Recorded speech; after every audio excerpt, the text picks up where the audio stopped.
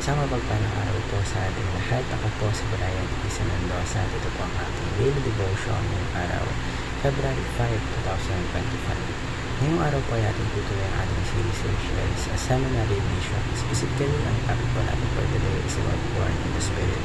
So ano ang kahulugan ng inunak sa Espiritu? Ngayon ang talata po natin ay magagaling sa John chapter 3 verse 8. Sabi po dito, "The wind blows wherever it pleases. You hear the sound, but you cannot tell where it comes from or where it is going. So it is with everyone born of the Spirit." So ngayon po, upang ating mas maunawaan ang ating talata at upang mas maintindihan natin ang ating devotion, ngayon po tayo po itatako sa ating mga teachings for today. Una po, regeneration saves us when we were dead. So before knowing Christ, technically we were spiritually dead. We are separated from God because of the sin na minana natin.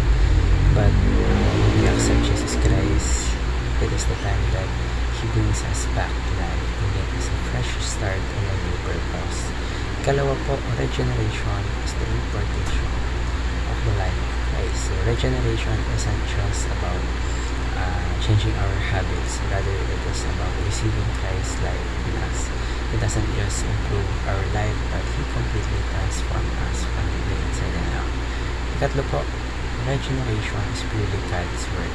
So, salvation po, we can't earn it by ourselves. It is God's work. So, in us, through the Holy Spirit, He is the one who changes our hearts. He is the one who renews our minds. And He is the one who helps us live according to His will. So, paano po natin ma-apply ang mga katuruan nito? Tayo po itatapos sa ating applications. Una po, die to self-hate. So, muli po, letting go of our selfish desires, yung pride natin, yung sinful life natin. So, every day we choose to follow Jesus over our own will. Ikalawa po, internalize the life of Christ within you.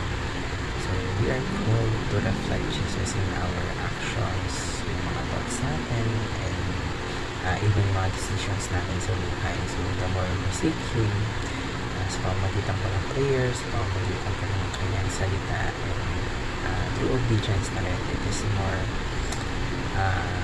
yung life natin, it becomes evident in us. And last but not least, start to speak and act like Jesus. Regeneration is visible when Christ is living in us. Our words become full of grace. Ang actions natin dapat nag-reflect ng pagmamahal ng buhay natin. Dapat nagpupulong ng glory sa ating Diyos. Naway, maraming